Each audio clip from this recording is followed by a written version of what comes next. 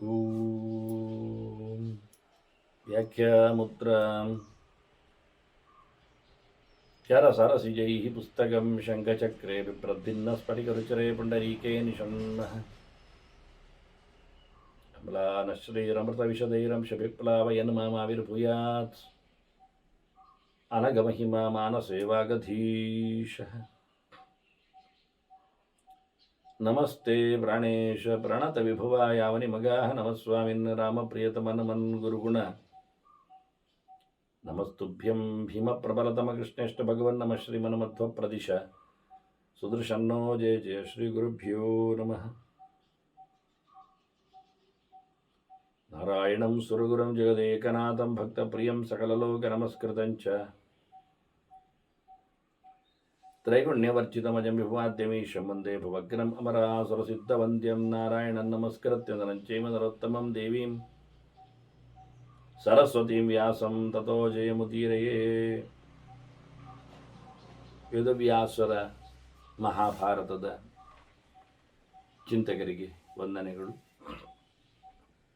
ಶಾಂತಿ ಪರ್ವದ 438ನೆಯ ಪ್ರವಚನ.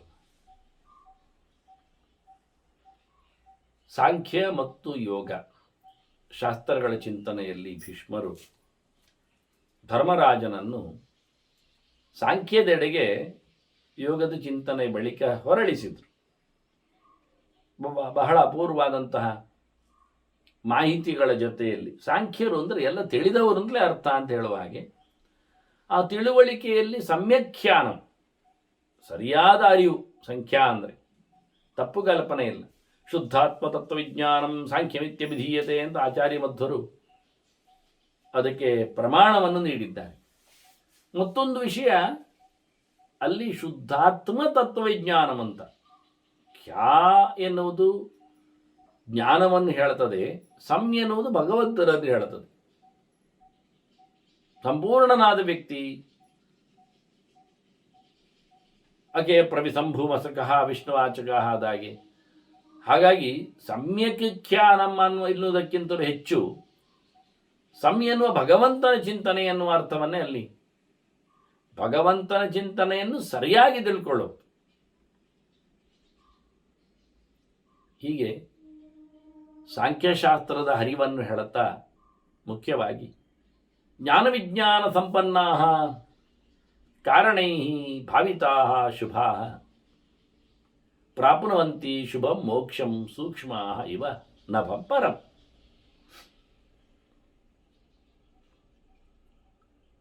ಹಿಂದೆ ಸೃಷ್ಟಿಯ ಮತ್ತು ಸಂಹಾರದ ನಾಶದ ಬಗ್ಗೆ ಮಾತಾಡಿದರು.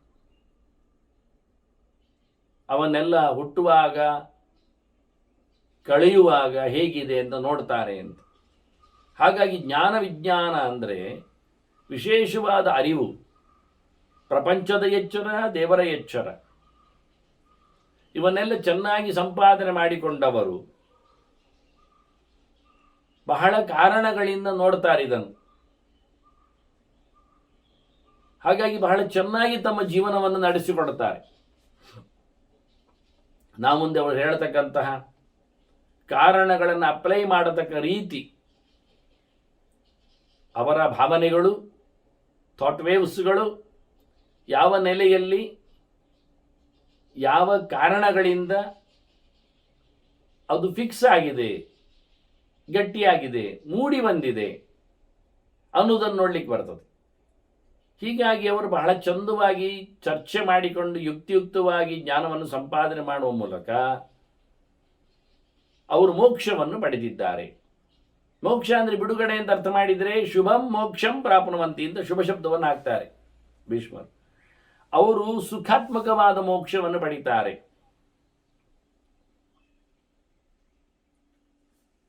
ಹೇಗೆ ಅನ್ನುವುದಕ್ಕೆ ಸೂಕ್ಷ್ಮವಾದ ಪದಾರ್ಥಗಳು ಆಕಾಶವನ್ನು ಮೆತ್ತಿಕೊಳ್ಳುವಂತೆ,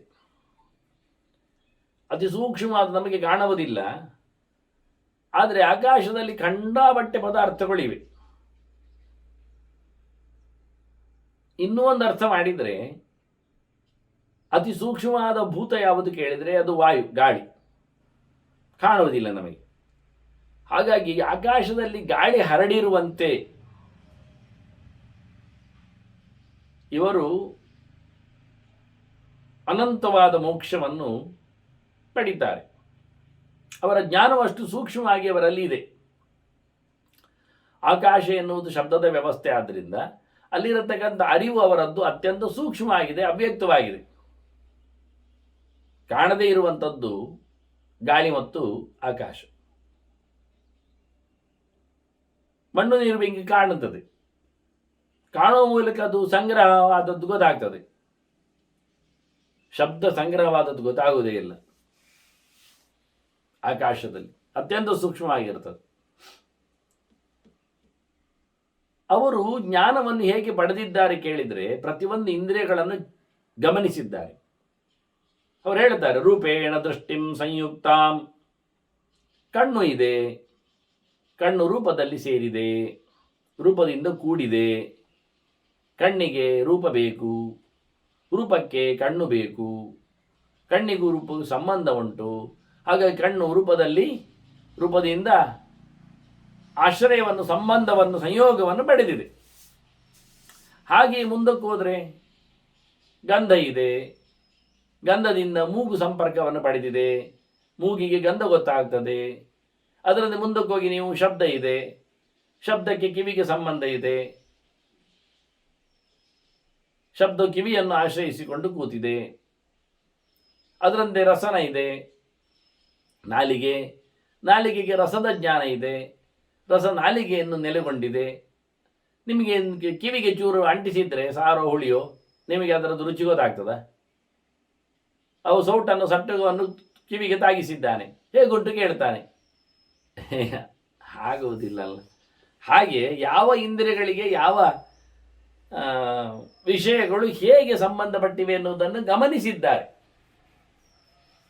ಅದರಂತೆ ಸ್ಪರ್ಶ, ಚರ್ಮಕ್ಕೆ ಎಲ್ಲಿ ಉಂಟು ಚರ್ಮ? ಎಲ್ಲ ಕಡೆ ಉಂಟು ಮಾರಾಯರೆ ಚರ್ಮ. ಹಾಗಾಗಿ ಎಲ್ಲಿ ಮುಟ್ಟಿದ್ರೂ ಗೊತ್ತಾಗ್ತದೆ ಚರ್ಮದ ಕತೆ. ಹಾಗೆ ಈಗ ಮೂಗಿದ್ದಲ್ಲಿ ನೀವು ಹೇಳಿದ ಹಾಗೆ, ಆಗ ನೀವು ಪದಾರ್ಥವನ್ನು ಕಿವಿ ಹತ್ತಿರ ತಂದಾಗ ಗೊತ್ತಾಗೋದಿಲ್ಲ ಹೇಳಿದ್ರಿ. ಹಾಗೆ ಸ್ಪರ್ಶಕ್ಕೆ ಎಲ್ಲಿ ಹೋಗಬೇಕು, ಎಲ್ಲಿ ಹೋಗುದು ಬೇಡ, ಎಲ್ಲಿ ಮುಟ್ಟಿದ್ರೂ ಗೊತ್ತಾಗ್ತದೆ. ಚರ್ಮ ಎಲ್ಲ ಕಡೆಯಲ್ಲಿ ಉಂಟು. ಹೊರಗೆ ಆವರಣದಲ್ಲಿ ದೇಹದಲ್ಲಿ ಚರ್ಮ ಆವರಿಸಿಕೊಂಡಿದೆ. ಮುಂದೆ ದೇಹದ ಬಗ್ಗೆ ಅವರು ಎಚ್ಚರ ಬಂದಾಗ, ಎಚ್ಚರ ಹೇಗುಂಟು ಹೇಳುವಾಗ ಹೇಳುತ್ತಾರೆ ಅದನ್ನು. ಈ ದೇಹ ಅಂದರೆ ಏನು ಗೊತ್ತುಂಟ? ಹೊರಗಿನಿಂದ ಕಾಣುವ ತೊಗಲು, ಒಳಗಿನಿಂದ ಹರಡಿದ ಚರ್ಮ, ಅದರೊಳಗೆ ನಿಂತಿರತಕ್ಕಂಥ ಮಾಂಸ, ಮತ್ತಲ್ಲಿ ನೆತ್ತರು ಹರಡಿದೆ, ಮೇಧಸ್ಸು ಇದೆ, ಮಜ್ಜ ಇದೆ, ಸ್ನಾಯು ಇದೆ, ಅಸ್ಥಿ ಇದೆ, ಎಲುಬು, ಇವೆಲ್ಲ ಮ್ಯಾರೋಸ್ ಎಲ್ಲ ಉಂಟು. ನಡುವೆ ಗಂಟುಗಳಲ್ಲೆಲ್ಲ ಮಜ್ಜೆಗಳು ಬರ್ತವೆ. ಮಜ್ಜೆಗಳು ಅಂದರೆ ಬೊಜ್ಜು ಅಲ್ಲ ರೀ, ಅದು ಗಿರಿಸಿದ್ದಾಗೆ ಅಲ್ಲಿ. ಹಾಗೆ ಇವೆಲ್ಲ ದೇಹದಲ್ಲಿ ಇರತಕ್ಕಂತಹ ಒಂದು ದೃಷ್ಟಿಯಿಂದ ಬಹಳಷ್ಟು ನಮ್ಮನ್ನು ಗಾಬರಿ ಬಿಡಿಸತಕ್ಕ ಸಂಗತಿಗಳು. ನೂರಾರು ಸಾವಿರಾರು ಗಟ್ಟಲೆ ನಾಡಿಗಳು ಬೇರೆ,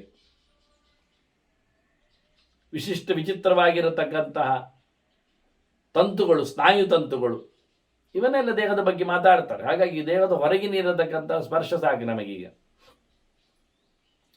ಅದರಂತೆ ನೋಡ್ಲಿಕ್ಕೆ ಹೋದರೆ ಮೋಹಂ ತಮಸಿ ಸಂಯುಕ್ತಂ ಲೋಭಂಚ ಅರ್ಥೇಶು ಸಂಶ್ರಿತಂ.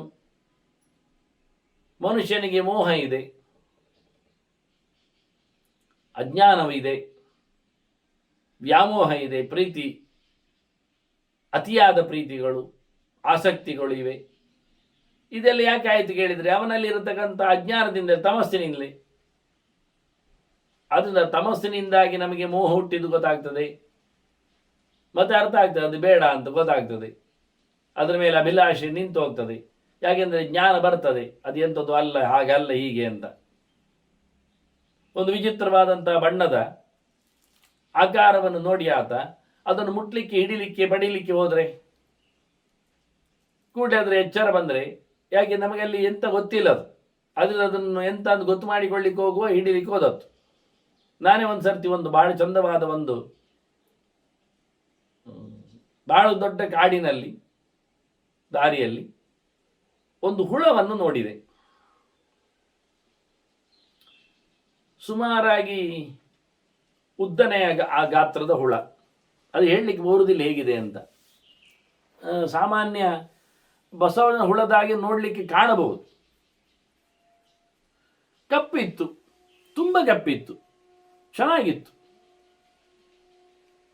ಅದು ಎಷ್ಟರ ಮಟ್ಟಿಗೆ ವಿಚಿತ್ರ ಆಯಿತು ಅಂದರೆ, ಅದು ಹುಳ ವಿಚಿತ್ರವಾಗಿದೆ ಆದ್ದರಿಂದ ಅದನ್ನು ಮುಟ್ಟುವ ಅಂತೇಳಿ ಮುಟ್ಟಿಕೊಂಡಾಗ ಅದು ಉರುಟಾಯಿತು, ಫುಲ್ ಉರುಟಾಯಿತು. ತನ್ನ ಎಲ್ಲವನ್ನು ತಾನು ಗೋಳ ಮಾಡಿಕೊಂಡಿದೆ. ಖಂಡಿತವಾಗಿ ಒಂದು ಗೋಳಿ. ನಾನು ಎತ್ತಿದೆ ಅದನ್ನು ಕೈಯಲ್ಲಿ, ಗೋಳಿಯಾಗಿತ್ತು. ಬಹಳ ಸಮಯ ಕೈಯಲ್ಲೇ ಅದನ್ನು ಅಲ್ಲಾಡಿಸಿದೆ. ಒಂದು 10-15 ವರ್ಷದ ಹಿಂದೆ ಅಲ್ಲಾಡಿಸಿದೆ. ಮತ್ತೇನು ಕೆಳಗೆ ಹಾಕಿಲ್ಲ, ಹೊಡಿಲಿಲ್ಲ. ಯಾಕೆ ಹುಳ ಅಂತ ನನಗೆ ಗೊತ್ತಿತ್ತದು. ನಿಧಾನಕ್ಕೆ ಅದನ್ನೊಂದು ಕಡೆಯಲ್ಲಿ ಇಟ್ಟೆ. ಎಷ್ಟು ಸಮಯ ಆದರೂ ತೆರ್ಕೊಂಡಿಲ್ಲ, ಅದು ತೆರ್ಕೊಳ್ಳಿಲ್ಲ. ಮತ್ತು ಅಲ್ಲಿಂದ ನಾನು ಹೋಗಬೇಕಾಗಿ ಹೋಗಿಬಿಟ್ಟೆ. ಯಾರಿಗೂ ತಿಳಿಸುವ ನನಗೆ ಗಮನ ಆಗಲಿಲ್ಲ. ಹೇಳಿದೆ ಅಲ್ಲಿ ಏನೋ ಇತ್ತು, ಸಿಕ್ಕಿದೆ ಅಂತ ಹುಳ. ಅವರು ಅದರ ಬಗ್ಗೆ ಏನು ಗೊತ್ತುಂಟು ಅಂತ ಯಾರು ಹೇಳಿದ್ದಿಲ್ಲ ಅಲ್ಲಿ, ಸಂಬಂಧಪಟ್ಟ ಒಂದು 4 ಜನ.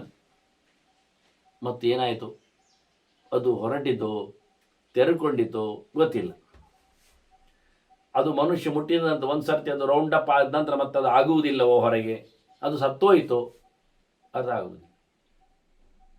ಹೀಗೆ ವಾಸ್ತವವಾಗಿ ನಮಗೇನೊಂದು ಗೊತ್ತಿಲ್ಲದೆ ಇದ್ದಾಗ ಅದರ ಬಗ್ಗೆ ನಾವು ಕೈ ಆಡಿಸುವುದು ತಪ್ಪು. ಒಂದೊಮ್ಮದು ವಿಷಮಯ ಆಗಿದ್ರೆ, ಎಲರ್ಜಿ ಆಗಿಬಿಟ್ರೆ, ಕೈ ಕಾಲು ಹೊಡೆದ ಜಾಗದಲ್ಲಿ ಕೊಳೆದುಕೊಂಡು ಹೋಗುವುದಂತಾಗಿ ಹೋದರೆ, ಕೆಲವು ಕೀಟಗಳು ಹಾರ್ತಾವೆ, ಸಣ್ಣ ಕೀಟಗಳು ಟಾಟ ಪಟ ಅಂತ ಹಾರುವುದು, ಬೀಳುವುದು, ಬೆನ್ನು ನೆಲಕ್ಕೆ ತಾಗಿಸುವುದು ಎಲ್ಲ ಉಂಟು. ಒಂದೊಮ್ಮೆ ಹಾರುವುದು ಯಾಕೆ ಕೇಳಿದರೆ, ಅದು ಮನುಷ್ಯನನ್ನು ಕಚ್ಚಲಿಕ್ಕೆ ಸಿಕ್ಕಿದರೆ ಕಚ್ಚಿ ಕೆಳಗೆ ಬೀಳ್ತದೆ ಅದು, ಈ ಮುಂಚೂಣಿ ಥರ. ಹೀಗಾಗಿ ಗೊತ್ತಿಲ್ಲದಿರೋದ್ರಿಂದ ನಾವು ಸೋಲ್ತೇವೆ. ಆದ್ದರಿಂದ ಗಮನಿಸಬೇಕು. ಹಾಗೆ ನಮಗೆ ಲೋಭ ಬರ್ತದೆ, ಬೇಕು ಕಾಣ್ತದೆ, ಪಿಟ್ಟಾಸಿತನ ಮೂಡ್ತದೆ. ಯಾಕೆ ಹೇಳಿದರೆ ಅದು ದುಡ್ಡಿನಲ್ಲಿ, ಸಂಪತ್ತಿನಲ್ಲಿ, ಪದಾರ್ಥಗಳಲ್ಲಿ, ವಿಷಯಗಳಲ್ಲಿ. ನಾನು ನೋಡಿದ್ದುಂಟು, ಊಟ ಆಗುವಾಗ ಸಾಲಲ್ಲಿ ಕೂತಿರ್ತಾರೆ, ಅನ್ನವೆಲ್ಲ ಹಾಕಿರ್ತಾರೆ, ಪರಿಷೇಕ ಆಗಿರ್ತದೆ. ಊಟ ಶುರು ಮಾಡಬೇಕು ಅಂದಾಗ ಸಾರು ಬರ್ತದೆ, ಹಾಕ್ತಾ ಬರ್ತಾನವ. ಅವನ ಒಂದು ಸೌಟ್ ಇದೆ, ಅವನೊಂದು ಪಾತ್ರ ಇದೆ, ಅವನೊಂದು ವೇಗ ಇದೆ, ಅವನೊಂದು ರಿದಮ್ ಇದೆ ಹಾಕಲಿ ಇದರಲ್ಲಿ. ಇವೇ ಮಾಡಿದ ಆ ಸಾರು ಹಾಕಿಕೊಂಡ, ಅನ್ನದ ಕಟ್ಟೆಯನ್ನು ಕಟ್ಟಿದ್ದಾನೆ, ಸಾರದಕ್ಕೆ ಬಾವಿ ಹಾಗೆ ಕಾಣ್ತದೆ, ಬಿದ್ದಿದೆ, ಮತ್ತು ಕೈ ಅಲ್ಲಾಡಿಸಿ ಹೇಳ್ತಾ ಇದ್ದಾನೆ ಹಾಕಿ ಇನ್ನು ಅಂತ. ಅಂದರೆ ದೊಡ್ಡ ಕಟ್ಟೆ ಕಟ್ಟಿದ್ದಾನೆ, ಇನ್ನು ಕಟ್ಟೆ ಮಾಡ್ತಾ ಇದ್ದಾನೆ, ಸಿಮೆಂಟಿಗೆ ನೀರು ಹಾಕಿದಾಗೆ ಕಟ್ಟೆಯಾಗಿ ಗಾರೆಯವರು. ಅವ ಅಲ್ಲಿವರೆಗೆ ಹೋಗ್ತಾನೆ, ಎಲ್ಲರೂ ಕಾಯುವವರೇ, ಎಲ್ಲರಿಗೂ ಎಲ್ಲಿಗೆ ಹಾಕಬೇಕು, ಮತ್ತು ವಾಪಸ್ಸು ಬರ್ತಾನೆ, ಹಾಕುವುದಿಲ್ಲ ಇಲ್ಲ. ಆದರೆ ಮನುಷ್ಯನಿಗೆ ತಾಳ್ಮೆ ಇಲ್ಲ, ಲೋಭ. ಎಲ್ಲಿ ಆ ಪದಾರ್ಥ ಅಲ್ಲಿ ಹೋಗುವ ಖಾಲಿ ಆಗುತ್ತೋ ಇನ್ನು ಹಾಕುವುದಿಲ್ಲವೋ ಹೇಳಿ ಇದ್ದ ಬಿದ್ದ ಅನ್ನವನ್ನೆಲ್ಲ ಕಟ್ಟೆಯಾಗಿ ಮಾಡಿಸಿಕೊಂಡು ಟಾಂಕಿಯಾಗಿ. ಅಂದರೆ ಎಷ್ಟು ವಿಚಿತ್ರ ಆಗ್ತದೆ ಅಂತ. ಹಸಿವು, ಆಸೆ ಮನುಷ್ಯನಿಗೆ ಇನ್ಯಾರಿಗೂ ಸಿಗದಂತೆ ಮಾಡಬೇಕೆನ್ನತಕ್ಕ ಯೋಚನೆಗಳು ಇವೆಲ್ಲ ಎಲ್ಲಿದೆ ಅಂತ ನೋಡಿಕೊಳ್ತಾರೆ ಅವರು. ಅದಕ್ಕೆ ಹೇಳಿ ನಾನು, ಕಾರಣ, ಜ್ಞಾನ, ವಿಜ್ಞಾನ, ಪರಿಗಿಸುವ ಲಕ್ಷಣ, ವ್ಯವಸ್ಥೆ. ಹಾಗೆ ವಿಷ್ಣುಂ ಕ್ರಾಂತೆ ಬಲೇ ಶಕ್ರಂ ಕೋಷ್ಟೇ ಸಕ್ತಂ ತಥಾ ಅನಲಂ. ಹೊಟ್ಟೆಯಲ್ಲಿ ಬೆಂಕಿ ಉಂಟು ಅಂತ ನೋಡ್ತಾರೆ, ತಿಳ್ಕೊಳ್ತಾರೆ, ಹಾಕಿದ್ದು ಖಾಲಿ ಆಗುವುದು ಹೇಗೆ ಅಂತ ಅನಿಸ್ಕೊಳ್ತದೆ. ಅದು ಕಮ್ಮಿ ಆದಾಗ, ಅಗ್ನಿ ಮಂದವಾದಾಗ ಅವರಿಗೆ ಆಗತಕ್ಕಂಥ ತೊಂದರೆಗಳು, ಅದು ಉರಿದಾಗ ಹಾಕಬೇಕಾಗಿರ್ತಕ್ಕ ಸಂಗತಿಗಳು, ಅವರ ಇಂದ್ರಿಯಗಳಲ್ಲಿ ಬಲಕ್ಕೆ ಕಾರಣವಾದಂಥ ಇಂದ್ರ, ಅವನ ಕೆಲಸ, ಅವರ 100ಕ್ಕೆ 100 ಪ್ರಯತ್ನಶೀಲತೆ, ಮಾಡಬೇಕಾದ ಕೈಂಕರ್ಯದ ಕತೆ, ಕ್ರಿಯಾಶೀಲತೆ, ಕಾಲಿನಲ್ಲಿ ಭಗವಂತನ ಅಸ್ತಿತ್ವ, ಭಗವಂತನನ್ನು ಹೊತ್ತುಕೊಂಡ ಆತುಕೊಂಡ ಇಂದ್ರಪುತ್ರನಾದ ಜಯಂತನ ಚಿಂತನೆ, ನಡಿಬೇಕಾದ್ದು ದೇವರೆಡೆಗೆ, ನಡೆಸಬೇಕಾದ್ದು ಇಂದ್ರಿಯೇಶರ ವಿಶೇಷವಾದಂತಹ ಶಕ್ತಿಯಿಂದ, ಪವರ್ನಿಂದ ಎಲ್ಲವನ್ನು ಕಬಳಿಸುವವನಾಗಿ ಅನಲದೇವ ಇದ್ದಾನೆ, ಅಗ್ನಿ ಇದ್ದಾನೆ. ಅಗ್ನಿಗೆ ಆಹುತಿಯಾಗಿ ನಾನು ಊಟ ಕೊಡುವಂಥದ್ದು ವೈಶ್ವಾನರ ಯಜ್ಞವಾಗಿದೆ. ಇವನ್ನೆಲ್ಲ ತಿಳ್ಕೊಳ್ಳೋ ರೀತಿಗಳು. ಹಾಗೆ ಅಪ್ಸು ದೇವೀಂ ತಥಾಸಕ್ತಂ ಅಪಹ ತೇಜಸಿ ಸಂಶ್ರಿತಂ, ನೀರಿನಲ್ಲಿ ನೆಲೆಗೊಂಡಿರತಕ್ಕಂಥ ಪ್ರಕೃತಿಯನ್ನು, ಮಹಾಲಕ್ಷ್ಮಿಯನ್ನು, ಅದರಲ್ಲಿ ನಾರಾಯಣ ಇರುವುದಲ್ಲ ಮತ್ತೆ. ಹಾಗೆಯೇ ಆ ನೀರು ತೇಜಸ್ಸಿನಲ್ಲಿ ಲಯಗೊಳ್ಳುತ್ತದೆ. ಹಾಗಾಗಿ ನೀರಿನಲ್ಲಿ ನಾವು ನೆಲೆಗೊಳ್ಳುವ ಚಿಂತನೆಯನ್ನು ತೇಜಸ್ಸಿನಲ್ಲಿ ಮಾಡಿಕೊಂಡ್ರೆ, ನೀರಿನಲ್ಲಿರತಕ್ಕಂಥ ಬುಧ ಇದ್ದಾನೆ, ಅವನನ್ನು ನೋಡಲಿಕ್ಕೆ ವರುಣ ಇರ್ತಾನೆ, ಅವನ ಚಿಂತನೆ. ವರುಣನು ತೇಜಸ್ಸಿನಲ್ಲಿ ಅಂದಾಗ, ತೇಜಸ್ಸು ಅಂದರೆ ಅಗ್ನಿ ಅಂತ ಮಾಡಿಕೊಂಡ್ರೆ, ತೇಜಸ್ಸು ಅಂದರೆ ಸೂರ್ಯ ಅಂತ ಮಾಡಿಕೊಂಡ್ರೆ, ವರುಣ ಸೂರ್ಯನಲ್ಲಿ ಲಯಗೊಳ್ಳುತ್ತಾನೆ, ಆಶ್ರಯವನ್ನು ಪಡಿತಾನೆ, ಆತುಕೊಂಡಿದ್ದಾನೆ, ಆಸಕ್ತನಾಗಿದ್ದಾನೆ. ಅದೇ ನೀರಿನಲ್ಲಿ ನೀವು ಬುಧ ಅಂತ ಮಾಡಿದರೆ ತೇಜಸ್ಸನ್ನು ಅಗ್ನಿ ಮಾಡಲಿಕ್ಕೆ ಬರ್ತದೆ. ಹೀಗೆ ಆ ತೇಜಸ್ಸು ಗಾಳಿಯಲ್ಲಿದೆ. ಗಾಳಿ ಮತ್ತೆ ಹಿಂದೆ ಹೇಳಿದ ಹಾಗೆ ಸೂಕ್ಷ್ಮವಾದಂತಹ ಚಿಂತನೆ ಹೇಳಿದ ಹಾಗೆ ಗಾಳಿಯು ಸೂಕ್ಷ್ಮವಾಗಿ ನಭಸ್ಸಿನಲ್ಲಿದೆ. ಆಕಾಶದಲ್ಲಿ ಗಾಳಿ ಆಶ್ರಿತವಾಗಿರ್ತದೆ. ಮತ್ತು ಆಕಾಶ ನಭೋ ಮಹತಿ ಸಂಯುಕ್ತಂ, ಅದು ಮಹತ್ತತ್ವದಲ್ಲಿ. ಮಹತತ್ವ ಮಹತ್ ಬುದ್ಧವು ಬುದ್ಧಿಯಲ್ಲಿ ಸೇರಿದೆ. ಮಹತತ್ವಾಭಿಮಾನಿಯಾಗಿರತಕ್ಕಂಥ ನಾವು ಚತುರ್ಮುಖ ಮಾಡಿದರೆ ಬುದ್ಧಿಯಲ್ಲಿ ಮಹಾಲಕ್ಷ್ಮಿಯನ್ನು ಮಾಡಿಕೊಳ್ಳಿಕ್ಕೆ ಅನುಕೂಲ ಆಗ್ತದೆ. ಮತ್ತು ಬುದ್ಧಿಂ ತಮಸಿ, ಅದರಲ್ಲಿ ಮತ್ತೊಂದು ರೂಪ ಉಂಟು, ಮಹಾಲಕ್ಷ್ಮಿದ್ದು ದುರ್ಗಾ ರೂಪದಿದೆ. ಅದರಲ್ಲಿ ಮತ್ತೆ ತಮಃ ರಜಸಿ ಸಂಪೃಕ್ತಂ, ಅದು ಮತ್ತೆ ರಜಸ್ಸಿನಲ್ಲಿ ಭೂದೇವಿಯಲ್ಲಿ. ಮತ್ತು ರಜಸತ್ವಂ ತಥಾಸಕ್ತಂ, ಅದು ಸತ್ವದಲ್ಲಿ ಶ್ರೀದೇವಿಯಲ್ಲಿ. ಚಿಂತನೆ ಮಾಡ್ತೋದ್ರೆ ಗುಣಗಳ ಒಳಗೆ ಹಿಂದೆ ಹೇಳಿ ಆಗಿತ್ತು. 3 ಗುಣಗಳು ಮತ್ತೆ ಮನಸ್ಸು ಬುದ್ಧಿಯನ್ನು ಸೇರಿಕೊಂಡ ಪಂಚ ಪ್ರಕಾರವನ್ನು ಹೇಳಿದರು. ಪಂಚ ಪ್ರಕಾರದಲ್ಲಿಯೂ ವಿಶೇಷವಾದ ಚಿಂತನೆಗಳಿವೆ. ಬುದ್ಧಿಯನ್ನು ಜೀವ ಅಂತ ಕರೆಯುವುದುಂಟು. ಜೀವಾಭಿಮಾನಿಯ ಚತುರ್ಮುಖ ಅಂತ ಅರ್ಥ ಮಾಡಲಿಕ್ಕೆ ಬರ್ತದೆ. ಆದ್ದರಿಂದ ಮನಸ್ಸನ್ನು ಶಿವ ಅಂತ ಹೇಳ್ತಾರೆ, ಅಹಂಕಾರ ತತ್ವ. ಈ ನೆಲೆಯಲ್ಲಿ ಚಿಂತನೆ ಮಾಡಲಿಕ್ಕೆ ಉಂಟು, ಪ್ರಕಾರಗಳಿವೆ. ಇದನ್ನೆಲ್ಲ ಅನುಸಂಧಾನ ಮಾಡ್ತಾರೆ, ನೋಡಿಕೊಳ್ಳುತ್ತಾರೆ. ಪ್ರತಿಯೊಂದು ತತ್ವಗಳಿಗೂ ಅಭಿಮಾನಿ ದೇವತೆಗಳು ಇರ್ತಾರೆ. ಅಭಿಮಾನಿ ದೇವತೆಗಳಲ್ಲಿಯೂ ಚಿಕ್ಕವರು ದೊಡ್ಡವರು ಅಂತ ಇರ್ತಾರೆ. ಒಂದೊಂದಕ್ಕೂ ಸಹ ಇಬ್ಬರಿಬ್ಬರು ಬರ್ತಾರೆ ಅನುಸಂಧಾನ ಮಾಡಿಕೊಳ್ಳಿಕ್ಕೋಸ್ಕರ, ನೋಡಲಿಕ್ಕೋಸ್ಕರ. ಅದರಂತೆ ಸತ್ವವು ಎಲ್ಲಿದೆ ಮತ್ತೆ? ಸತ್ವಂ ಸಕ್ತಂ ತಥಾ ಆತ್ಮನಿ, ಅದು ಆತ್ಮನಲ್ಲಿದೆ, ಜೀವನಲ್ಲಿದೆ. ಈಗ ಗುಣತ್ರಯದಿಂದ ಸಂಪೃಕ್ತನಾದವ ಜೀವ. ಆ ಗುಣತ್ರಯಗಳು ಪಂಚಭೂತಗಳಿಂದ ಮೇಳೈಸಿಕೊಂಡಿವೆ. ಆ ಜೀವ ಎಲ್ಲಿದ್ದಾನೆ ಕೇಳಿದರೆ, ಸಕ್ತಂ ಆತ್ಮಾನಮೀಶೇ ಚ ದೇವೇ ನಾರಾಯಣೇ ತಥಾ, ಭಗವಂತನಲ್ಲಿ ಆಶ್ರಯಿಸಿಕೊಂಡಿದೆ. ಜೀವ ಎಲ್ಲಿದ್ದಾನೆ ಕೇಳಿದೆ, ಯಾ ಆತ್ಮನಿ ತಿಷ್ಠನ್ ಅಂತ ಹೇಳಿಕೊಂಡಾಗೆ ಆತ್ಮ ಎಲ್ಲಿದ್ದಾನೆ ಕೇಳಿದರೆ ಆತ್ಮ ನಾರಾಯಣನಲ್ಲಿದ್ದಾನೆ. ಹಾಗಾದರೆ ಜೀವನೇ ನಾರಾಯಣ ಅಲ್ಲ ಅಂತಾಯಿತು. ಮತ್ತೆ ಎಲ್ಲ ದೇವರು ಒಂದೇ ಆಗಲಿಲ್ಲ. ಒಬ್ಬೊಬ್ಬರನ್ನು ಹೇಳುತ್ತಾ ಸಮರ್ಥನಾದ, ಎಲ್ಲವನ್ನು ಕೊಡುವ ಜೀವ ದೇವನಲ್ಲಿದ್ದಾನೆ ಅಂತ. ದೇವ ಬೇರೆ, ಜೀವ ಬೇರೆ. ಅದೇ ದೇವ ಶಬ್ದಾರ್ಥ, ಅದೇ ಜೀವ ಶಬ್ದಾರ್ಥ. ಇಲ್ಲಾದರೆ ಜೀವ ದೇವ ಒಂದೇ ಹೇಳ್ಬೋದಿತ್ತಲ್ಲ. ಪ್ರಥಮಾಕ್ಷರ ವ್ಯತ್ಯಾಸ ಆಗಿದೆ. ಜೀವ ಉಪಜೀವಕತ್ವಂ ಜೀವತ್ವಂ ಅಂತ ಹೇಳೋದು. ಜೀವ ಅಂತ ಬರಲಿಕ್ಕೆ ಕಾರಣವೇ ಅವ ಇನ್ನೊಂದರಿಂದಾಗಿ ತನ್ನ ಜೀವನವನ್ನು ನಡೆಸಿಕೊಡ್ತಾನೆ ಅಂತ ಅರ್ಥ. ಉಪಜೀವತಿ. ಈಶಾ ಅಂದ್ರೇನು? ಈಶಾ ಅಂದರೆ ತದ್ವಿಪರ್ಯಯ ಅಂತ, ಸಮರ್ಥ ಅಂತ ಅರ್ಥ. ಅವನು ಇನ್ನೊಬ್ಬರ ಆಳುವಲ್ಲ, ಇನ್ನೊಬ್ಬರ ಹಂಗಿನಲ್ಲಿ ಇಲ್ಲ. ಅವನ ಜೀವನಕ್ಕೆ, ಬದುಕಿಗೆ ಯಾರು ಬೇಕಾಗಿಲ್ಲ, ಸ್ವತಂತ್ರವಾಗಿದ್ದಾನೆ. ಆದ್ದರಿಂದ ಇಲ್ಲಿ ಹೇಳುವಾಗಲೇ ಸ್ಪಷ್ಟವಾಗಿ ಆ ಶಬ್ದ ಪ್ರಯೋಗ ಮಾಡ್ತಾರೆ. ಸಕ್ತಂ ಆತ್ಮಾನಮೀಶೇಚ ಅಂತ. ಈಶನಲ್ಲಿ, ಈಶಾ ಅಂದರೆ ಜೀವಧರ್ಮದ ವಿರುದ್ಧವಾದ ವಸ್ತು, ದೇವ ಅಂತ ಅರ್ಥ. ಅದನ್ನು ಹೇಳಲಿಕ್ಕೋಸ್ಕರ ಮತ್ತೆ ದೇವೇಚ ಅಂತ ಶಬ್ದ ಆಗಿದೆ. ಈಶೇಚ ದೇವೇ. ಅದು ಯಾರು ದೇವರು ಕೇಳಿದರೆ, ನಾನು ಕಳೆದ ಬಾರಿ ಹೇಳಿದ್ದೇನೆ, ದೇವ ಶಬ್ದ ಖಾಲಿ ಬಂದರೆ ಅದು ನಾರಾಯಣ ಅಂತ ಅರ್ಥ. ಅದು ನಾರಾಯಣೇ ಅಂತ. ಹಾಗೆ ಆತ್ಮ ಸರ್ವತಂತ್ರ ಸ್ವತಂತ್ರನಾದ, ಅವನಿಗಿಂತ ವಿಲಕ್ಷಣನಾದ ನಾರಾಯಣ ದೇವನಲ್ಲಿ, ನಾರಾಯಣನಲ್ಲಿ ಆಶ್ರಿತವಾಗಿದೆ. ದೇವರು ಎಲ್ಲಿದ್ದಾರೆ? ದೇವರು ಯಾವುದನ್ನು ಆಶ್ರಯಿಸಿಕೊಂಡಿರ್ತಾರೆ? ದೇವರಲ್ಲಿ ಏನು ನಿಂತಿದೆ ಕೇಳಿದರೆ, ದೇವರು ಮೋಕ್ಷದಲ್ಲಿದ್ದಾರೆ, ಮೋಕ್ಷಕ್ಕಾಗಿದ್ದಾರೆ.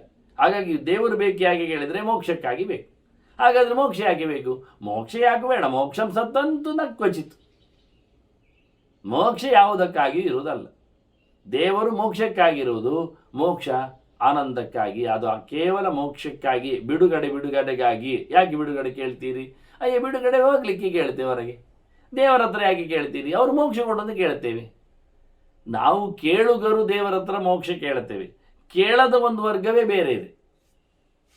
ಶುದ್ಧವಾದ ಜೀವರು ದೇವರಲ್ಲಿ ಮೋಕ್ಷವನ್ನು ಕೇಳುವುದಿಲ್ಲ. ಮತ್ತೆ ನೀನು ಬೇಕು ಮಾತ್ರ ಕೇಳ್ತಾರೆ, ದೇವರು ಮಾತ್ರ ಬೇಕು. ಅವರಿಗೆ ದೇವರು ಯಾಕೆ ಬೇಕು ಅಂತ ಇಲ್ಲ, ದೇವರೇ ಬೇಕು. ಉಳಿದವರಿಗೆ ಮೋಕ್ಷಕ್ಕಾಗಿ ದೇವರು ಬೇಕು. ಅಷ್ಟು ಅವರಲ್ಲಿ ಪಕ್ವತೆ ಇಲ್ಲ. ಅವರು ಎಂಥದ್ದು ಬೇಡ ನೀನು ಬೇಕು ಅಂತ ದೇವರಲ್ಲಿ ಕೇಳುವರಲ್ಲ. ದೇವರೇ ನನಗೆ ಆನಂದ ಬೇಕು ಅಂತಲೇ ಕೇಳುವವರು, ಬಿಡುಗಡೆ ಬೇಕು ಅಂತಲೇ ಕೇಳುವರು. ಅವರ ಕೇಳಿಕೆ ಹಾಗೆ ಉಂಟು, ಕಮ್ಮಿ ಉಂಟು, ಎಂತ ಮಾಡು. ಹೀಗಾಗಿ ಬಹಳ ಚಂದವಾದಂಥ ಮೋಕ್ಷದೊಳಗೆ ಇರತಕ್ಕಂಥ ಚಿಂತನೆಯನ್ನು ಮಾಡಿಕೊಂಡ್ರು. ಜ್ಞಾತ್ವಾ ಸತ್ವಯುತಂ ದೇಹಂ, ಈ ದೇಹವನ್ನು ತಿಳ್ಕೊಳ್ತಾನೆ. ಮತ್ತೆ ವೃತಂ ಷೋಡಶಭಿರ್ಗುಣೈ, ಜೀವನಿಗೆ ದೇಹ ಉಂಟಲ್ಲ, ಉಂಟು. ದೇಹದ ಜ್ಞಾನ ಹೇಗೆ ಉಂಟು? ದೇಹದಲ್ಲಿ 16 ಉಂಟು, 24 ಉಂಟು, ಸುಮಾರು ಉಂಟು. ಎಷ್ಟು ತತ್ವಗಳಲ್ಲಿ ಹೇಳಲಿಕ್ಕೆ ಬರ್ತದೆ. ಷೋಡಶಕಲ ಪುರುಷ ಅಂತ ಹೇಳಿಕೊಂಡು 16 ಕಲೆಯಲ್ಲಿ ಇರತಕ್ಕಂಥ ಈ ದೇಹದ ಜೀವನಿಗೆ ಹೇಳಲಿಕ್ಕೂ ಬರ್ತದೆ. ಈ ದೇಹದಲ್ಲಿ ನೋಡಿಕೊಳ್ಳುವಾಗ ಪಂಚಭೂತಗಳು ಹೌದಾ? 5 ಇಂದ್ರಿಯಗಳು ಉಂಟಾ? ಆಯ್ತಲ್ಲ, ಮತ್ತೆಂತ ಮನಸ್ಸೊಂದು ಸೇರುದು ಬೇಡವಾ? 16 ಆಯ್ತಲ್ಲ. ಹಾಗೆ 16ರ ಮೂಟೆ ಇದು. ವಾಸ್ತವವಾಗಿ ಅನೇಕ ಪ್ರಕಾರದಲ್ಲಿ ನೋಡಲಿಕ್ಕೆ ಬರ್ತದೆ. ಪಂಚವಾಯುಗಳು ಇದೆ ಇಲ್ಲಿ, ಪಂಚ ವಿಷಯಗಳು ಬೇಗ ಬರ್ತವೆ. ಹಾಗಾಗಿ ಒಂದರೊಳಗೊಂದು ಸೇರಿಸಿಕೊಂಡ್ರೆ 16ಕ್ಕೆ ಬರ್ತದೆ. 10 ಇಂದ್ರಿಯಗಳು 5 ಭೂತಗಳ ಜೊತೆಯಲ್ಲಿ ಮನಸ್ಸು ಮಾಡಿಕೊಂಡ್ರೆ ಇದು ದೇಹದ ಕ್ರಮ. ಈ ದೇಹಕ್ಕೆ 2 ಅಂಟಿಕೊಂಡಿದೆ, ಸ್ವಭಾವಂ ಚೇತನಾಂ ಚೈವ ಜ್ಞಾತ್ವಾ ದೇಹ ಸಮಾಶ್ರಿತೆ. ಈ ದೇಹದಲ್ಲಿ 2 ಹೊಕ್ಕಿದೆ, ಒಂದು ಜೀವ, ಅದರದ್ದು ಭಾವ. ಇದು 2 ಉಂಟು. ಜೀವ ಮತ್ತು ಭಾವ ಪ್ರತ್ಯೇಕ ಅಲ್ಲ, ಜೀವವೇ ಭಾವರೂಪ. ಅದು ಅವನು ಸ್ವಭಾವ ಅಂತ ಹೇಳೋದು. ಅದಕ್ಕೆ ನಾವು ಸ್ವ ಅಂದರೆ ಸ್ವಂತದ್ದು, ಅವನದ್ದೇ. ಎರವಲು ಪಡೆದದ್ದಲ್ಲ, ಹೊರವಲದಿಂದ ಬಂದದ್ದಲ್ಲ, ಪಾಪದಿಂದ ಶಾಪದಿಂದ ಸಿಕ್ಕಿದ್ದು ಅಲ್ಲ, ತೆಗೆಯುವಂಥದ್ದು ಅಲ್ಲ, ಹಾಕುವಂಥದ್ದು ಅಲ್ಲ. ಇನ್ಬಿಲ್ಟ್ ಹೇಳಿದ ಹಾಗೆ ಅಂದ ಜೀವ ಭಾವ ಅಂದರೆ ಜೀವ ಸ್ವಭಾವ. ಈ ದೇಹದಲ್ಲಿ ಜೀವ ಇದ್ದಾನೆ, ಸ್ವಭಾವ ಸಮೇತನಿದ್ದಾನೆ. ಬದಲಾಯಿಸುವ ಯಾವುದೇ ಧರ್ಮದಲ್ಲಿ ಅವನು ಇಲ್ಲ. ಎಂತ ಮಾಡಿದರೂ ಬದಲಾವಣೆಗೊಳ್ಳುವುದಿಲ್ಲ. ಹಾಗಾಗಿ ದೇಹದಲ್ಲಿ ಇರುವ ಅಂಶಗಳ ಬಗ್ಗೆ ಮಾತಾಡ್ತಾ ವಾಸ್ತವವಾಗಿ ಮಧ್ಯಸ್ಥೇಕಮಾತ್ಮಾನಂ ಪಾಪಂ ಯಸ್ಮಿನ್ ನ ವಿದ್ಯತೆ. ಜೀವ ಒಂದೇ ಮಧ್ಯದಲ್ಲಿದ್ದಾನೆ.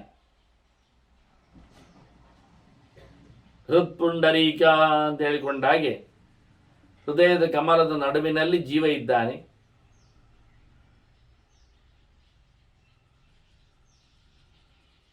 ಅಲ್ಲಿವರೆಗೆ ಚೇಷ್ಟೆ ಮಾಡಿಸಲಿಕ್ಕೆ ಪ್ರಾಣ ಇರ್ತಾನೆ. ಅವನ ಉಪಾಸನೆಗೆ ನಾರಾಯಣ ಇದ್ದಾನೆ. ಹೀಗಾಗಿ ಹೃದಯ ಮಧ್ಯದಲ್ಲಿ ಕೂತಿರತಕ್ಕ ಜೀವ ಒಂದು ದೇಹದಲ್ಲಿ, ಅವನ ಕೆಲಸ ಇನ್ನೊಂದು, ಅದು ಬೇರೆ. ಜೀವ ಕರ್ಮ ಮಾಡ್ತಾ ಇದ್ದಾನೆ, ದೇಹ ಬೇರೆ, ಜೀವ ಬೇರೆ. ಜೀವನಲ್ಲಿ ಕರ್ಮ ಬೇರೆ ಆಗ್ತಾ ಉಂಟು. ದ್ವಿತೀಯಂ ಕರ್ಮ ವಿಜ್ಞಾಯ ನೃಪತೆ ಪಾಪ. ವಾಸ್ತವವಾಗಿ ವಿಶೇಷಣ ಕರ್ಮ ಮಾಡಲಿಕ್ಕೆ ಇಂದ್ರಿಯಗಳು ಸಪೋರ್ಟ್. ಇಂದ್ರಿಯಗಳಿಂದ ಅವನಿಗೆ ಭೋಗಗಳು, ಬದುಕುಗಳು. ಹೀಗಾಗಿ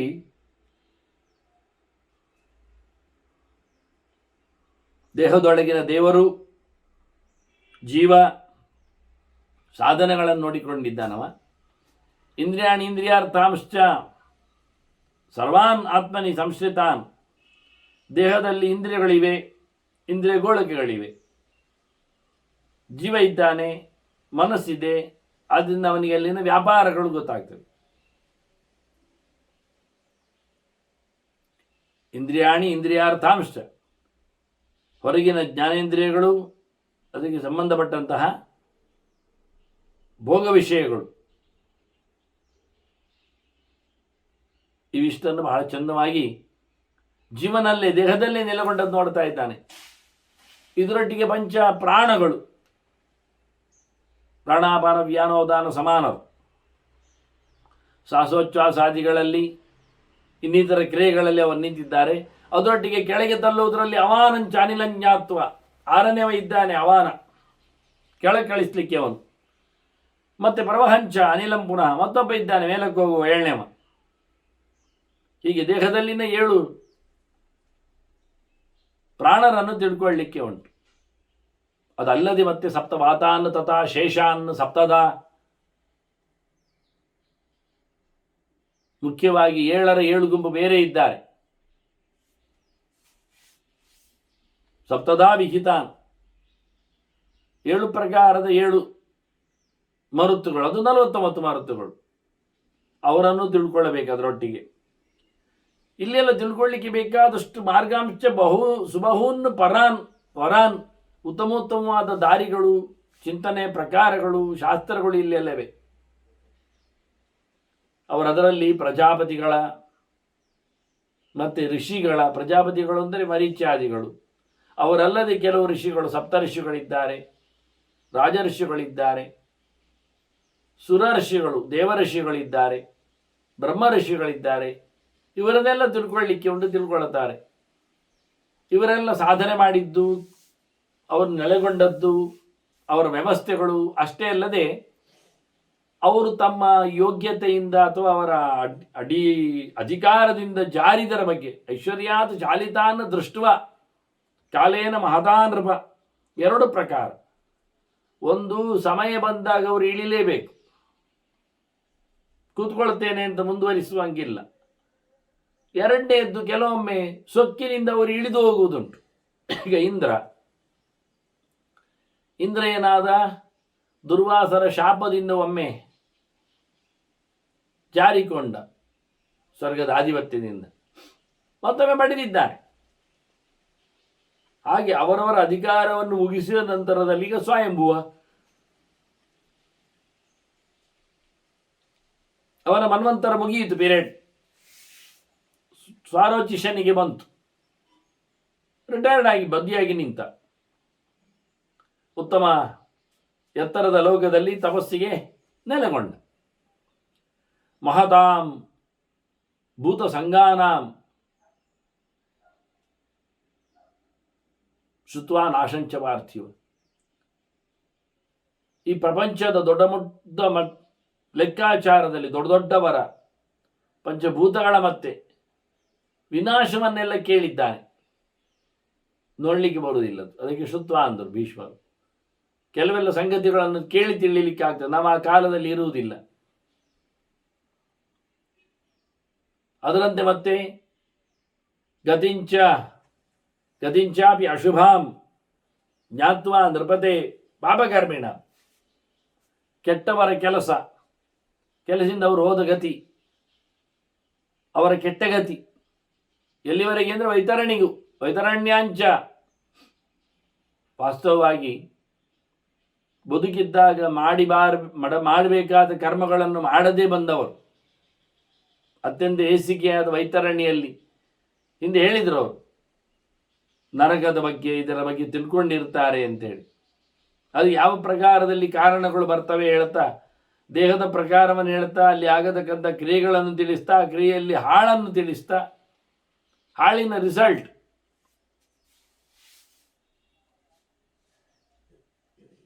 ಹಾಗಾಗಿ ವೈತರಣ್ಯದಲ್ಲಿ ಸಹ ಪತಿತಾನಾಂ ಯಮಕ್ಷಯೇ, ಯಮನ ಆಲಯದಲ್ಲಿ ವೈತರಣಿ ಇದೆ,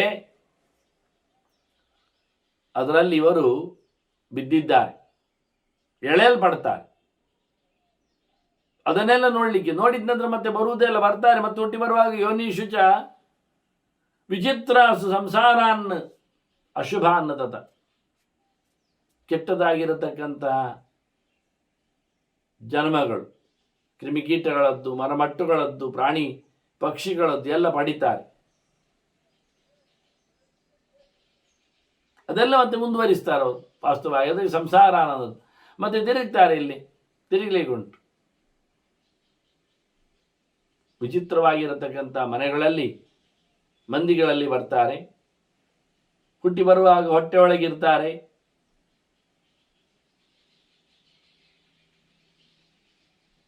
ಭಾರಿ ಕಷ್ಟವನ್ನು ಅನುಭವಿಸ್ತಾರೆ. ಜಾಟರೇ ಜಠರೇ ಚಾಶುಭೆ ವಾಸಂ ಶೋಣಿತೋದಕ ಭಾಜನೆ, ನೆತ್ತರಿನ ತಟ್ಟೆ, ಗಲೀಜಿನ ಪಾತ್ರೆ, ಅದರಲ್ಲಿ ಅವನ ಬದುಕು ಹುಟ್ಟು. ಎಲ್ಲಿ ಹುಟ್ಟಿದ್ದಾರೆ ಕೇಳಿದರೆ ಹಾಗೆ ಶ್ಲೇಷ್ಮ ಮೂತ್ರ ಪುರೀಶೇಚ, ಮಲಮೂತ್ರಗಳ ಆನಂತರ ಸಿಂಬಳ ಶ್ಲೇಷ್ಮ ಮುಂತಾದವುಗಳ ಕೆಟ್ಟ ಪದಾರ್ಥಗಳ ಜೊತೆಯಲ್ಲಿ ಅವನ ಜನ್ಮ. ಅದು ಎಂಥದ್ದು? ತೀವ್ರ ಗಂಧ ಸಮನ್ವಿತೆ, ಕೆಟ್ಟ ವಾಸನೆ ಬೇರೆ ಜಾಗದಲ್ಲಿ. ದೇಹ ನೋಡಿಕೊಂಡ್ರೆ ನವದ್ವಾರೇ ಪುರೇ ಅಶುಚೌ, ಹೇಸಿಗೆಯಾದ ಹಾಳಾದಂತಹ ದೇಹ. ನವದ್ವಾರಗಳು ಇಲ್ಲಿ ನೆಲೆಗೊಂಡಿವೆ. ವಾಸ್ತವವಾಗಿ ಮೇಲಿನ 2 ಕಣ್ಣು ಗೋಲಕ, ಅದರ ಪಕ್ಕದಲ್ಲಿ ಕಿವಿಯ 2 ಹೊಂಡಗಳು, ಮೂಗಿನದ್ದು ಮತ್ತು ಗುಹೆ, ಬಾಯಿ ಒಂದು ಸೇರಿ ಕೆಳ 2 ಮಲಮೂತ್ರ ದ್ವಾರಗಳು. ಹೀಗಾಗಿ 9 ದ್ವಾರಗಳ ಈ ದೇಹದಲ್ಲಿ ಮನುಷ್ಯನ ಬಗೆಯನ್ನು ಚಿಂತನೆ ಮಾಡಿ ತೋರಿಸಿಕೊಡುತ್ತಾರೆ. ಇವನ್ನೆಲ್ಲವನ್ನು ಕಲಿತ ಜಾಗಗಳು, ತಿಳ್ಕೊಳ್ಳುವ ರೀತಿಗಳು ಇನ್ನು ಹಲವಾರು ರೀತಿಯಲ್ಲಿ. ಈ ದೇಹದ ಬಣ್ಣನೆ ಹೇಳಿದ ಹಾಗೆ ಸಪ್ತಧಾತುಗಳ ಶಿರಾಸತ ಸಂತತವಾದಂಥ ವ್ಯವಸ್ಥೆಗಳ ನಾಡಿಗಳ ಈ ದೇಹಗಳು, ಇದರಲ್ಲಿ ಅವನ ಪರಿಜ್ಞಾನ, ಇನ್ನು ಮುಂದುವರಿದವನ ಯೋಚನೆಗಳು, ಅಂದರೆ ಹುಟ್ಟು ನಾಶ, ಬೇರೆ ಬೇರೆ ಕಡೆಯಲ್ಲಿ ಇರತಕ್ಕಂಥ ಎಚ್ಚರಗಳ ಸಂಪಾದನೆ. ಇದು ಸಾಂಖ್ಯಶಾಸ್ತ್ರದ ವೈಭವ, ತಿಳುವಳಿಕೆ ಏನಿದೆ ಎಂದು ಸೂಕ್ಷ್ಮವಾಗಿ ಪರಿಚಯಿಸ್ತಾ ಇದ್ದಾರೆ. ಮತ್ತು ಭೀಷ್ಮರು ಅವನಿಗೆ ತಿಳುವಳಿಕೆಯ ಗುಟ್ಟನ್ನು ಹೇಳುತ್ತಾರೆ. ವಾಸ್ತವವಾಗಿ ವಿಹಿತವಾದಂತಹ ವಿಷಯಗಳಲ್ಲಿ ತನಗೆ ವ್ಯಕ್ತಿಗೆ ಅನುಕೂಲವಾಗುವಂತಹ ಸಂಗತಿಗಳನ್ನು ತಿಳಿದಲ್ಲಿ ವಿಜ್ಞಾಯಾಹಿತಂ ಆತ್ಮಾನಂ ಯೋಗಾಂಶ್ಚ ವಿವಿಧಾನ್ ನೃಪ.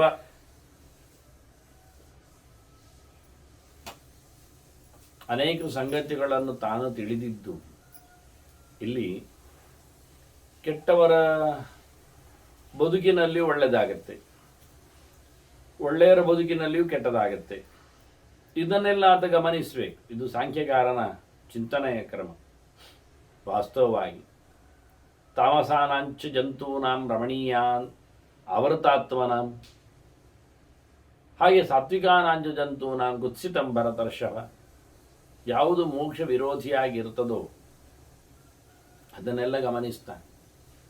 ಕೆಟ್ಟವರು ಒಳ್ಳೆಯದಾಗಿರ್ತಾರೆ, ಒಳ್ಳೆಯವರು ಕೆಟ್ಟವರಾಗಿರ್ತಾರೆ, ಒಳ್ಳೆಯವರಲ್ಲಿಯೂ ಕೆಟ್ಟದಿರ್ತದೆ, ಕೆಟ್ಟವರಲ್ಲಿಯೂ ಒಳ್ಳೆಯದಿರ್ತದೆ. ಇದನ್ನೆಲ್ಲ ಪರಿಗಿಸುವ ಕತೆ ಸಾಂಖ್ಯರ ವಿಜ್ಞಾನ. ವಾಸ್ತವವಾಗಿ ಎಲ್ಲೆಡೆಯಲ್ಲಿ ಇರತಕ್ಕಂತಹ ನಿಂದ್ಯವಾದ ಸಂಗತಿಗಳು, ಗರ್ಹಿತಂ ಹತಾಮರ್ಥೆ ಸಾಂಖ್ಯಾನಾಂ ವಿದಿತಾತ್ಮನ, ಮೋಕ್ಷವನ್ನು ಪಡಿಬೇಕಾದ್ರೆ ಅದಕ್ಕೆ ವಿರೋಧಿಯಾಗಿರುವ, ನಿಂದ್ಯವಾಗಿರುವ ವಿಷಯಗಳನ್ನು ಅವರು ಚೆನ್ನಾಗಿ ಪರಿಗಿಸ್ತಾರೆ, ನೋಡ್ತಾರೆ, ಗಮನಿಸ್ತಾರೆ. ವಾಸ್ತವವಾಗಿ ಲೋಕದಲ್ಲಿ ಆಗಿರತಕ್ಕಂತಹ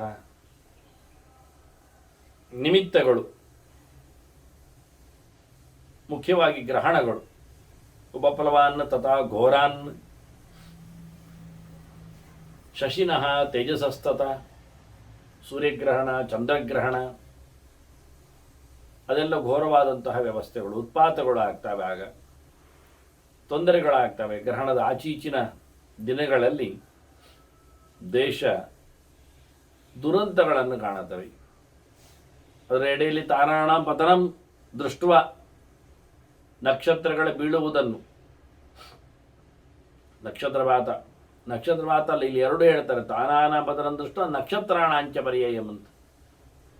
ಅವುಗಳ ಸ್ಥಾನ ಪಲ್ಲಟಗಳು ಆಚೀಚೆ ಆಗುವಂಥದ್ದು ಬಹಳ ವಿಚಿತ್ರವಾಗಿದೆ. ಗ್ರಹಗಳ ವಕ್ರಗತಿ ಇವನ್ನೆಲ್ಲ ಹಾಗೆ ವೇಗ. ಗುರು ಸುಮಾರಾಗಿ ವರ್ಷಕ್ಕೊಮ್ಮೆ ಚಾರ ರಾಶಿ ಬದಲಿಸಿದರೆ ಇಲ್ಲಿ ವೇಗವಾಗಿ ವರ್ಷದಲ್ಲಿ 3 ಮನೆಯನ್ನು ಅದು ಮುಟ್ತಾನೆ, ಕೆಲವೊಮ್ಮೆ 2 ಅಲ್ಲ. ಈ ರೀತಿಯಾದಂತಹ ವಿಚಿತ್ರಗಳನ್ನು ಗಮನಿಸಿ ದ್ವಂದ್ವಾನ ವಿಪ್ರಯೋಗಂಚ ವಿಜ್ಞಾಯ ಕೃಪಣಾಂದ್ರಪ, ಬಹಳ ಕಠೋರವಾದ ಸತ್ಯ, ಬಹಳ ಕರುಣೆಯಲ್ಲಿ ಚಿಂತನೆ ಎಂದರೆ ಜೋಡಿಗಳ ವಿರಹ ಅಂತಾರೆ. ಒಂದನ್ನು ಬಿಟ್ಟು ಒಂದು ಹೋಗ್ತಾವೆ, ಒಂದನ್ನೊಂದು ಹಂಚಿಕೊಂಡು ಬದುಕ್ತಾವೆ. ಈ ಎಲ್ಲ ಶಾಶ್ವತವಾದ ಮೌಲ್ಯಗಳನ್ನು ಸಂಸಾರದಲ್ಲಿ ಕಂಡಾಗ, ಲೋಕದಲ್ಲಿ ಗಮನಿಸಿದಾಗ, ಚಂದವಾದ ಅರಿವು ಮಾಡಿಕೊಂಡಾಗ ವೈರಾಗ್ಯ ಬಂದೇ ಬರ್ತದೆ. ಅದು ಪ್ರಾಣಿಗಳಲ್ಲಿ ನೋಡಿದರೆ ಅನ್ಯೋನ್ಯ ಭಕ್ಷಣಂ ದೃಷ್ಟ ಭೂತಾನಾಮಪಿ ಚಾಶುಭಂ, ಅಶುಭವಾದ ಬಗೆ ನುಂಗುವುದು, ಹಿಡಿಯುವುದು, ಸಾಯಿಸುವುದು. ಪ್ರಾಣಿಗಳೇ ಆಹಾರ ಅಲ್ವಾ? ಹಾಗಾಗಿ ದೊಡ್ಡ ಪ್ರಾಣಿ ಸಣ್ಣ ಪ್ರಾಣಿಯನ್ನು ಹಿಡಿದು ನುಂಗ್ತದೆ. ಇವೆಲ್ಲ ಪ್ರಪಂಚದ ಪಿಕ್ಚರ್, ವಿಚಿತ್ರವಾದ ಚಿತ್ರಗಳು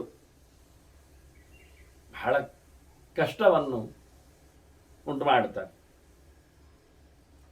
ಬಾಲ್ಯೆ ಮೋಹಂಚ ವಿಜ್ಞಾಯ ಕ್ಷಯಂ ದೇಹಸ್ಯ ಚ ಅಶುಭಂ. ಎಳವೆಯಲ್ಲಿ ಏನು ಗೊತ್ತಿರುವುದಿಲ್ಲ, ಅದರಿಂದಾಗಿ ಬಹಳಷ್ಟು ತೊಂದರೆಗಳು. ಗೊತ್ತಾಗಬೇಕು ಅಂತಲೂ ಗೊತ್ತಿಲ್ಲ, ಗೊತ್ತು ಎನ್ನುವುದೊಂದು ಉಂಟು ಅಂತೂ ಗೊತ್ತಿಲ್ಲ. ನೋಡಿ, ಆಟದ ಸಮಯ, ಆಟದಲ್ಲಿಯೂ ಗೊತ್ತಿಲ್ಲ. ದುರಂತದ ಕಥೆಗಳು ನಾವಿವತ್ತು ನೋಡುವುದಿಲ್ಲ ಲೋಕದಲ್ಲಿ. ಸಿಡಿಮದ್ದುಗಳ ಪ್ರಭಾವ, ಗೊತ್ತಿದ್ದರೂ ಅದನ್ನು ಉಪಯೋಗಿಸಿಕೊಳ್ಳುವ ಮೂಲಕ ಹಾನಿಯನ್ನು, ಆತ್ಮಘಾತಿಯನ್ನು ಪಡಿತಾರೆ, ಲೋಕವನ್ನು ಹಾಳು ಮಾಡುತ್ತಾರೆ, ಪಂಚಭೂತಗಳಿಗೆ ಹಾನಿ. ಇವನ್ನೆಲ್ಲ ಬಹಳ ಚಂದವಾಗಿ ತಿಳಿಸ್ತಾರೆ. ಮತ್ತು ದೇಹದ ಬಗ್ಗೆ ನೋಡಿಕೊಂಡ್ರೆ ದೇಹದ ನಾಶ, ವಿಪರೀತವಾಗಿರತಕ್ಕಂತಹ ಶರೀರದಲ್ಲಿನ ತೊಂದರೆಗಳು ಮಾಮೂಲಿ ಉಂಟಲ್ಲ. ಜರಾ ಮೃತ್ಯು ತಥಾ ಜನಮ ದೃಷ್ಟ್ವಾ ದುಃಖಾನಿ ಚೈವ. ಮತ್ತೆ ದುಃಖಗಳು, ಇವನ್ನೆಲ್ಲ ಸಾಂಖ್ಯರು ಗಮನಿಸ್ತಾರೆ. ಜ್ಞಾನಿಗಳು ಇಲ್ಲಿಂದ ಬಿಡುಗಡೆಯನ್ನು ಪಡೆದ ಕ್ರಮ, ಜ್ಞಾನದಿಂದ ಮೋಕ್ಷ ಹೇಗೆ ಕೇಳಿದರು. ಇದನ್ನು ನೋಡಿಯೇ ಸಾಕಾಗುವುದು, ಮನುಷ್ಯನಿಗೆ ಬೇಡ ಅನಿಸುವುದು. ಹುಟ್ಟು, ಸಾವು, ರೋಗ, ಮುದಿತನ, ಮತ್ತೆ ದೇಹವನ್ನು ನೋಡಿದಾಗ ವಿಪರೀತವಾದ ಗಲೀಜುತನ, ಮೂತ್ರ ಶ್ಲೇಷ್ಮ ಪುರುಷಾದೀನ್ ಸ್ವೇದಜಾಂಶ್ಚ, ಅತ್ಯಂತ ನೀಚವಾಗಿರತಕ್ಕಂತಹ ಕ್ರಿಮಿಕೀಟಗಳು ದೇಹದಲ್ಲಿ ಉತ್ಪತ್ತಿ ಆಗ್ತವೆ. ಸಹಜವಾಗಿಯೇ ಮನುಷ್ಯನ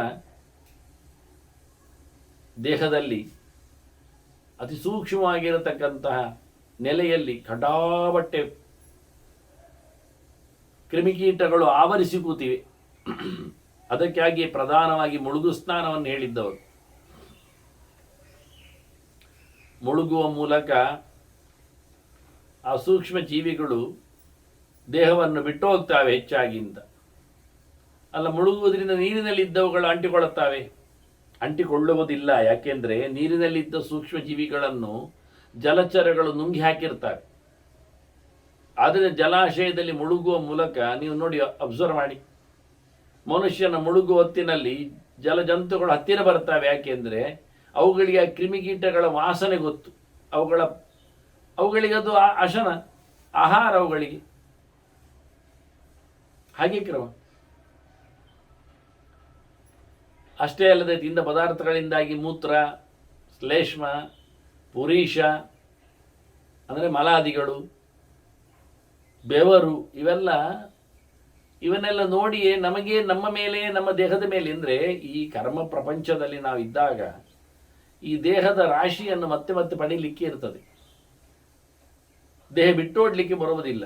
ಹಾಗಾಗಿ ದೇಹದ ಗುಣಧರ್ಮಗಳನ್ನು, ಗುಣದೋಷಗಳನ್ನು, ವೈಪರೀತ್ಯಗಳನ್ನು ಗಮನಿಸಿ ಈ ದೇಹವನ್ನು ಮತ್ತೆ ಪಡಿಬೇಕು ಅಂತ ಅನಿಸಬಾರದು ಅವನಿಗೆ. ಹುಟ್ಟು ಸಾವುಗಳ ಚಕ್ರದಿಂದ ಆಚೆ ಆತ ಹೊರಡಬೇಕು. ಅದಕ್ಕೋಸ್ಕರ ಆತ ಪ್ರಯತ್ನಿಸಬೇಕು, ಇದನ್ನು ಗಮನಿಸಬೇಕು. ಹೀಗೆ ರಾಗಗಳು, ಮೋಹಗಳು ಉಂಟಾದಾಗ, ಇದು ಅರ್ಥವಾದಾಗ ಮನುಷ್ಯ ಅದನ್ನು ನಿಧಾನಕ್ಕೆ ಬಿಡ್ಲಿಕ್ಕೆ ಇಷ್ಟಪಡ್ತಾನೆ. ರಾಗೇ ಮೋಹೇ ಚ ಸಂಪ್ರಾಪ್ತೆ ಕ್ವಚಿತ್ ಸತ್ವಂ ಸಮಾಶ್ರಿತಂ. ನಿಧಾನಕ್ಕೆ ಕೆಲವರು ಒಳ್ಳೆಯದೆಡೆಗೆ ಸಾಗ್ತಾರೆ. ಕಾಮಕ್ರೋಧಗಳನ್ನು ನೋಡುವಾಗ, ಅದರ ವೇಗಗಳನ್ನು ನೋಡುವಾಗ, ತನಗೆ ಬೇಡದಿದ್ದರ ಮೇಲೆ ಕಂಟ್ರೋಲ್ ಇಲ್ಲದಂತಹ ಪ್ರೀತಿ ವಿಶ್ವಾಸಗಳು ಬಂದಾಗ, ಅರಿವು ಏನು ಇಲ್ಲದಿದ್ದದ್ದು ಗೊತ್ತಾದಾಗ ಸಂಕಟ ಪಡ್ತಾನೆ. ಒಳ್ಳೆಯದನ್ನು ಮಾಡಬೇಕು, ಒಳ್ಳೆಯದೆಡೆಗೆ ಸಾಗಬೇಕು, ಇದೆಲ್ಲ ಬಿಡಬೇಕು ಅನ್ನತಕ್ಕಂಥ ಎಚ್ಚರವನ್ನು ಸಂಪಾದನೆ ಮಾಡ್ತಾನೆ. ಇದರಿಂದ ಅವನನ್ನು ಏನಾಗಿಸ್ತದೆ? ಇದು ಸಾಂಖ್ಯರು ಕೊಡುವ ದಾರಿ. ಜ್ಞಾನದಿಂದ ಏನಾಗ್ತದೆ ಅಂದರೆ, ಜ್ಞಾನ ನೋಡುವುದರಲ್ಲಿ ಬರ್ತದೆ. ನೋಡ್ತಾ ನೋಡ್ತಾ ನೋಡ್ತಾ ಜ್ಞಾನ ಸಂಪಾದನೆ ಮಾಡಿ ಆದ ನಿಧಾನಕ್ಕೆ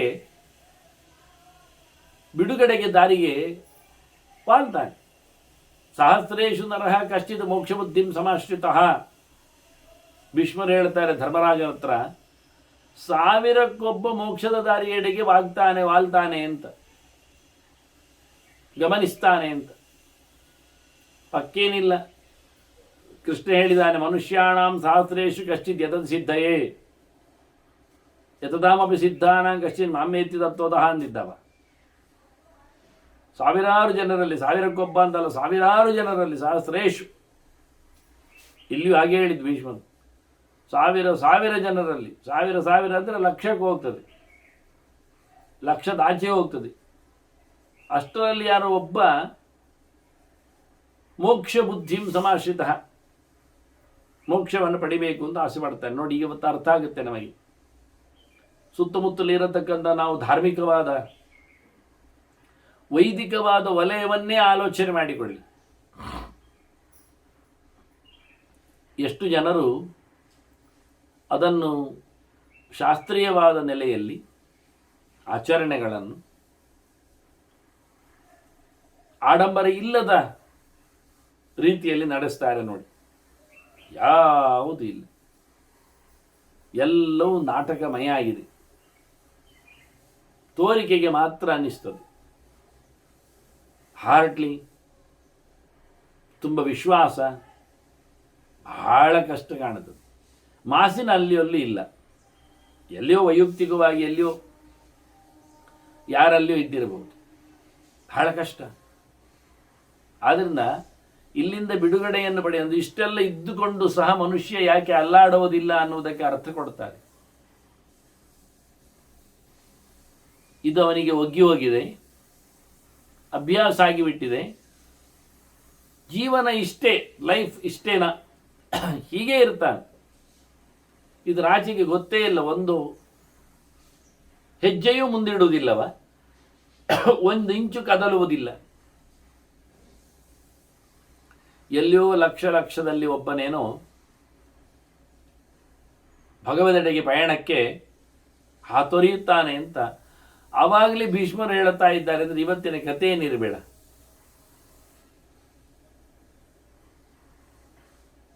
ಆಶ್ಚರ್ಯ ಅನಿಸ್ತದೆ. ದುರ್ಲಭತ್ವಂಚ ವಿಜ್ಞಾಯ ಮೋಕ್ಷಸ್ಯ. ನಿಜವಾಗಿಯೂ ಅವನಿಗೆ ಅರ್ಥ ಆಗ್ತದಾಗ ಮೋಕ್ಷ ಪಕ್ಕ ಸಿಗುವುದಿಲ್ಲ ಅಂತ. ಬಹಳ ಕಷ್ಟದಲ್ಲಿ ಮೋಕ್ಷದ ಸಂಪಾದನೆ ಆಗಲಿಕ್ಕೆ ಉಂಟು. ಸುಲಭ ಸಾಧ್ಯ ಅಲ್ಲ ಇದು. ಹಿಂದೆಯೂ ಭೀಷ್ಮರು ಹೇಳಿದರು, ಯೋಗದ ಮಾರ್ಗವನ್ನು ಹೇಳುವಲ್ಲಿ ತುಂಬ ಹರಿತವಾದ ದಾರಿಯದು. ಎಲ್ಲರೂ ಕ್ಷೇಮದಲ್ಲಿ ಬಂದದ್ದಿಲ್ಲ, ಹೋದದ್ದಿಲ್ಲವ, ನಡೆಯುವಂಥದ್ದಲ್ಲ ಅದು ಅಂತ. ಹಾಗೆ ಇಲ್ಲಿ ಸಹ ಅದೇ ಗೆರೆಯನ್ನು ಉಲ್ಲೇಖ ಮಾಡ್ತಾರವರು. ಬಹಳ ಕಷ್ಟವಾದ ಸುಲಭ ಸಾಧ್ಯವಲ್ಲದ್ದು ಮೋಕ್ಷ ಮಾರ್ಗ. ತಿಳ್ಕೊಳ್ತಾನೆ, ಅಷ್ಟು ಗೊತ್ತಾಗುತ್ತೆ ಅವನಿಗೆ. ಅದನ್ನು ಎಲ್ಲ ಕಡೆಯಲ್ಲಿ ಅಭ್ಯಾಸ ಮಾಡಲಿಕ್ಕೆ ನೋಡ್ತಾನೆ. ಲೋಕದಲ್ಲಿ ಮನುಷ್ಯ ನೋಡ್ಲಿಕ್ಕೆ ಸುಮಾರು ಇರ್ತದೆ. ಬಹುಮಾನ ಲಬ್ಧೇಶು ಲಬ್ಧೆ, ವಿಶೇಷವಾಗಿ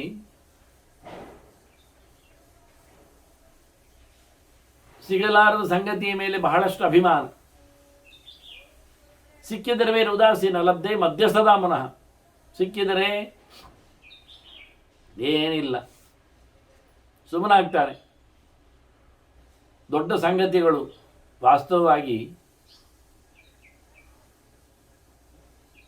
ಸಿಗುವುದೇ ದುರ್ಲಭ ಅಲ್ವಾ? ಸಬ್ಜೆಕ್ಟ್ ಆಗಲಿ ಸೊತ್ತಾಗಲಿ ಸಿಗದೇ ಇದ್ದಾಗ ಭಾರಿ ಅಭಿಮಾನ, ಪಡಿಬೇಕೆನ್ನತಕ್ಕ ಹಠ, ಪ್ರಯತ್ನಗಳು. ಸಿಕ್ಕಿದ ನಂತರ ಅಸಡ್ಡೆ ಅದರ ಮೇಲೆ, ಇಷ್ಟೇನಾ ಹೀಗೇನಾ ಅಂತ ಹೇಳಿ. ಈ ರೀತಿಯಾಗಿ ಒಂದು ವಿಚಿತ್ರವಾದಂಥ ಪ್ರವೃತ್ತಿ ಈ ಲೋಕದಲ್ಲಿ ಇರ್ತದೆ. ಬಹಳ ಮೌಲ್ಯಯುತವಾದಂಥ ವಿಷಯಗಳು, ಆದರೂ ಅದು ಸುಲಭವಾಗಿಲ್ಲ ಆಗಿದ್ದರೂ ಸಿಕ್ಕಿದಾಗ ಅದರ ಮೇಲೆ ಯಾವುದೇ ರೀತಿಯಾದಂತಹ ಆಸ್ತಿ ಗೌರವ ಉಳಿದಿರುವುದಿಲ್ಲ. ವಿಷಯವೇ ಅಷ್ಟೆ. ವಿಷಯಾಣಾಂಚ ದೌರಾತ್ಮ್ಯಂ ವಿಜ್ಞಾಯ ನೃಪತೆ ಪುನಃ. ಎಲ್ಲ ವಿಷಯಗಳಲ್ಲಿಯೂ ಸೊಗಸು ಇಲ್ಲ, ಆತ್ಮೀಯತೆ ಉಳಿದಿಲ್ಲ. ಅಲ್ಲಿರತಕ್ಕಂಥ ಕಠೋರತನ, ಕ್ರೂರತನದಿಂದಾಗಿ ಮನುಷ್ಯನಿಗೆ ಬಹಳಷ್ಟು ರೀತಿಯ, ಅಂದರೆ ನೋವು ಅಂತ ಹೇಳುವುದಲ್ಲ, ಕಾಣುವಾಗ ಅವನಲ್ಲಿ ವೈಪರೀತ್ಯ ಕಾಣುತ್ತದೆ. ಎಲ್ಲ ಜನರ ಸಾವು ನೋವುಗಳ ಜೊತೆಯಲ್ಲಿ ಆತ ಹೇಗೆ ಬದುಕನ್ನು ಸವೆಸ್ತಾನೆ, ಮುಂದುವರಿತಾನೆ ಅನ್ನುವುದರ ಬಗ್ಗೆ ಮತ್ತೆ ಭೀಷ್ಮರು ಚಿಂತನೆಯನ್ನು ನೀಡುತ್ತಾರೆ. ಇನ್ನು ಇದರ ಬಗ್ಗೆ ಸಾಂಖ್ಯರ ವೇದಾಂತ ಬಹಳ ಅದ್ಧೂರಿಯಾಗಿದೆ. ಮತ್ತೆ ಕೇಳುವ ವಂದನೆಗಳೊಂದಿಗೆ ಶ್ರೀಕೃಷ್ಣ ನಾರಾಯಣ ನಾರಾಯಣ ನಾರಾಯಣ.